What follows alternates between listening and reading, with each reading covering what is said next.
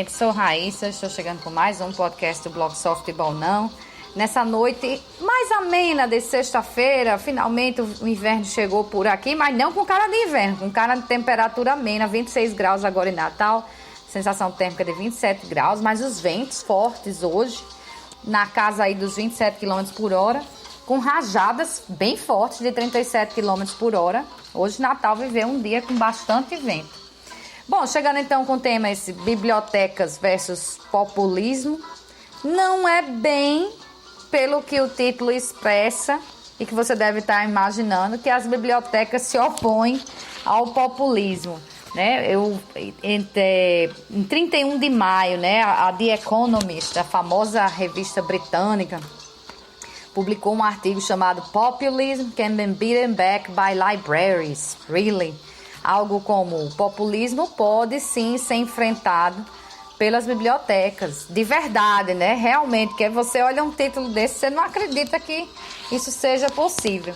E a reportagem, né, ela é toda baseada numa passagem que é retirada de um livro de Eric Klinenberg, que é um sociólogo americano, né? Aliás, ele é não sei se ele é americano, mas ele é um sociólogo da Universidade, da New York University, né? A Universidade de Nova York. E também numa entrevista feita com ele. Não vou demorar mais dando esses prólogos, né? Vamos começar logo a falar do assunto mesmo para matar a curiosidade. A gente tem, assim, em relação ao populismo, muitas ideias, muitas teses que em geral explicam, falando, por exemplo, que a insegurança econômica que abre espaço para isso, ou então movimento contra a imigração, fake news, essa é forte, né? Dentre muitas outras, né? Mas esse sociólogo, Eric Klinenberg, ele tem ele explica, pelo menos, não sei nem se a ideia é realmente dele, mas é publicada num livro dele. O livro está aí à disposição apenas na versão em inglês, tem na Amazon, tem na Saraiva. Ele explica, então, no livro Palaces for the People, né? Algo como Palácios para o Povo, com o subtítulo How Social Infrastructure Can Help Fight Inequality, Polarization and the Decline of Civic Life. Pense num subtítulo grande. Como a infraestrutura social pode ajudar a combater a desigualdade, a polarização e o declínio da vida civil. Bom, ele então explica lá na The Economist, com o livro, né, e com a entrevista dele, que ele diz que é a falta de espaços compartilhados, onde pessoas de diferentes experiências de vida possam se encontrar, se misturar, e que termina então nos isolando tanto uns dos outros, como também acaba com o senso de... Eu até achei a palavra interessante, comunalidade, não sabia que existia em português, pelo menos eu achei no dicionário de Portugal, que é o fato de você encontrar coisas em comum, ou seja, a gente acaba com esse senso que a gente tem de pertencer ali a alguém, né? Você começa a conversar e diz, essa pessoa gosta disso também, né? E também o senso de comunidade. Então ele diz que é a falta desses espaços compartilhados que termina levando a isso aí. Bom, deixa eu aproveitar para explicar esse título que ele criou, né? Esse Palaces for the People. Ele tirou esse título de uma frase de um barão americano do aço, né? Andrew Carnegie. Ele era o baião lá no... O barão, lá no início do século XX, né, do aço, e ele descreveu as milhares de bibliotecas públicas que ele ajudou a construir com as doações dele, foram mais de 1.700, acredito, aliás, aproximadamente 1.700, e ele descrevia então isso como se fosse palácios para o povo, que ele estava entregando ali para os governos assumirem. Então é daí que vem todo esse título, né? Porque Palácio para o Povo. Mas o que danado é a infraestrutura social, que a gente começou a discutir aqui, né? Segundo ele, são os espaços públicos que juntam as pessoas de forma que surjam laços entre elas. E assim, o fato de elas se juntarem, né? Isso produz benefícios que vão desde crescimento econômico, olha aí, talvez a grande justificativa para a gente viver essa crise que não vai embora no Brasil, né? Até uma melhor gestão. Olha, outra coisa também, gestão, governança, né? Então ele diz que mesmo num momento como esse, em que as redes sociais parecem separar as pessoas, essa infraestrutura social pode resolver.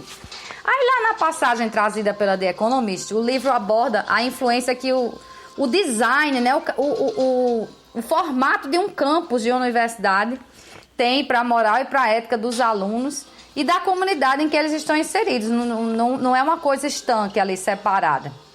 E ele dá um número que eu achei super interessante. Em 1992, mais ou menos 40% da população americana havia passado pelo menos um ano como estudante em tempo integral em uma das mais de 3.000, aliás, em um dos mais de 3.500 campos existentes por lá. Aí ele diz que um campus de uma universidade, então, é como se fosse, numa comparação, para os gregos antigos, né, a ágora, para os romanos, o fórum. Lá na Idade Média, é como se fosse a catedral e a praça da cidade. No Renascimento, os palácios, enclaves para aqueles que eram mais privilegiados. E no século XIX, era como se fossem os centros de comércio, transporte e governo. Então, ele diz que, na verdade, o campus é uma contribuição exclusiva da nossa geração para esses laços de comunalidade, né? De se achar as coisas em comum.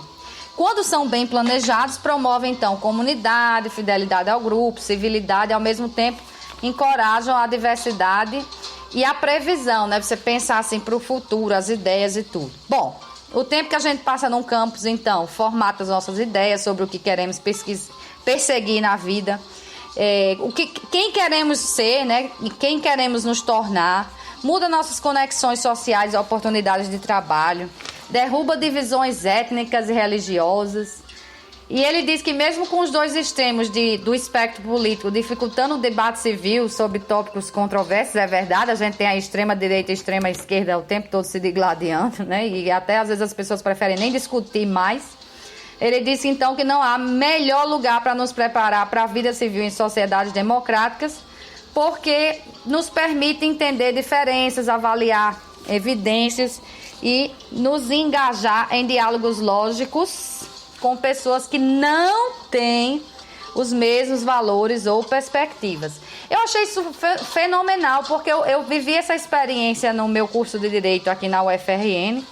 O meu melhor amigo, né, de sala e tudo, era um rapaz que era testemunha de Jeová. Eu acho que não tem alguém que tenha as ideias religiosas mais diferentes do que as testemunhas de Jeová do que eu, né? Então, e mesmo assim, nós nunca brigamos por aspecto de religião, muito pelo contrário, nossa convivência era maravilhosa, mesmo compartilhando cada um as suas ideias muito diferentes das outras, né? E nunca impediu da gente ter uma enorme amizade. Então, acho que é bem isso, né, que o campus, ele faz lá uma avaliação que, por exemplo, as universidades britânicas eram muito enclausuradas, tinham muros e tudo, que foram os Estados Unidos que trouxeram universidades mais abertas à comunidade, fora dos muros, né, que as europeias tinham, que a ideia dos arquitetos americanos, né, desde o começo, era que o conhecimento de várias áreas, né, de todas as áreas, circulasse livremente, tanto entre os estudantes como no mundo, né, com aquela comunidade ali onde a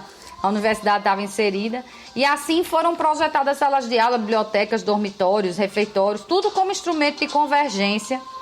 E ele aponta também que os locais mais democráticos são sempre bens públicos, né? Bibliotecas, escolas, parques e parquinhos. Mas você falou que o tópico era biblioteca, está falando em campus, né, de universidade, mas porque, querendo ou não, o coração de uma universidade é a biblioteca, né? A gente vê isso muito bem aqui na Zila Mamede, no campus, né? Que vive esse ambiente o tempo todo. Mas vamos seguir no que ele falou, né? Que ele defende, então, que esse populismo surge com essa construção de uma sociedade mais fragmentada e competitiva, acabando com as possibilidades de cooperação, né? Então, ou seja, começa dessa divisão de não enxergar essas universidades como inseridas numa comunidade. Bom, ele dá até uma ideia de que os celulares, smartphones estão atrapalhando nossa vida e que a gente não percebe a armadilha que foi criada. Que ele diz, olha, se você for lá no Vale do Silício para ver os campos das universidades feitas por todas essas empresas, né, do Vale do Silício, que são essas digitais, né?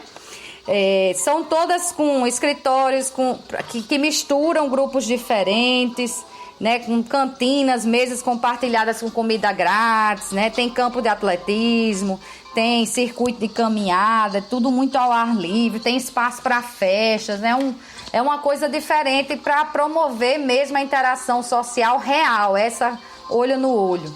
Né? Então, ele diz que se você olhar para isso, as empresas têm a solução, então a necessidade que a gente tem é de mais espaços públicos para convívio da comunidade, que ele aponta então como caminho ter parcerias entre governo e setor privado para construir. Falou no Andrew Carnegie, que eu falei lá no começo, né, que construiu quase 1.700 bibliotecas públicas e depois doava para os governos locais com a condição de que eles assumissem lá a manutenção e a gestão, embora ele fala que na época não tinha imposto federal, né? Então, com imposto é muito melhor. É melhor do que filantropia, porque ele diz que filantropia é sempre parcial, seletiva e desigualmente distribuída. Aí ele cita umas bibliotecas maravilhosas que existem na Holanda, que tem parques, tem coisa dentro, tem segurança ecológica e outras áreas, não só bibliotecas. No Japão, no Canadá. E aí vem, por que danada as bibliotecas combatem o populismo? Nem é pelos livros, viu? É porque elas são governadas por profissionais vocacionados, ou seja, eles querem aquilo e que buscam as melhores ferramentas para aquilo. Não julgam os outros. A gente já falou aqui num podcast anterior sobre o uso das bibliotecas, especialmente nos Estados Unidos. Respeitam a dignidade alheia, não importa quem seja, eles vão respeitar. Também não importa que seja, vão tratar todos igualmente, sem olhar classe, raça, etnia, idade, capacidade ou estado civil. E a biblioteca, então, do século XXI é que seria perfeita para combater, então, esse isolamento da gente. E ela existe, na opinião dele, lá em Helsinki, na Finlândia, é a Wood Library. Ele diz que parece uma espaçonave no centro de uma metrópole. Tem espaços abertos com luz e ar natural para leitura e escrita. Tem salas para trabalho colaborativo, que é a nova moda, desde videogames até podcast e costura. Tem salas para encontros da comunidade, tem teatro, tem comida a preço acessível, tem muita programação para envolver a comunidade. Abre todos os dias, das 8 às 22 e fecha só um pouquinho mais cedo no fim de semana, mas todo dia está aberta lá às 8 da manhã.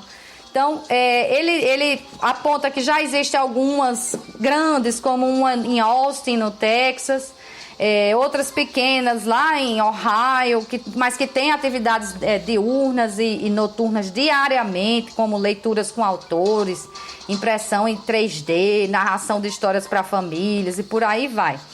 Canadá tem, Ohio tem e mais. Essas bibliotecas em geral foram construídas porque os residentes decidiram que o investimento público em infraestrutura social geraria todos esses tipos de benefícios. Alguns até criaram um imposto exclusivo para beneficiar essas bibliotecas com essa ideia.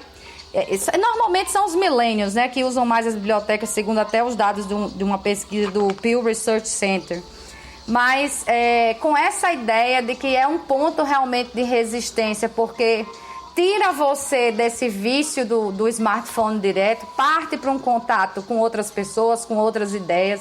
A gente não pode viver nessa bolha que a gente tem vivido. Universidades são boas para isso, bibliotecas ainda mais. Então, a ideia é realmente investir nisso. E eu confesso que eu me ressinto muito disso aqui em Natal. Nós não temos bibliotecas com essa ideia de uso que eu passei aqui rapidamente. A mais próxima é realmente a da Universidade Federal, né? Mas a gente precisaria de mais espaços assim que você pudesse utilizar para diversos fins, para, enfim, a gente ter quase que um shopping center de conhecimento, que as pessoas quisessem frequentar e largar mais esse mundo, essa bolha de todo mundo com as mesmas ideias e só curtindo e compartilhando. Bom, minha gente, espero que vocês tenham gostado desse tema. Foi um pouco corrido, porque era muita coisa. Deixo então um bom fim de semana para todo mundo. Renovo o convite para sexta, 7 da noite sobre outros assuntos. Claro, domingo, 10 da manhã, tudo sobre a decisão do Mecão. Vai ser no domingo às 17 horas. Até lá!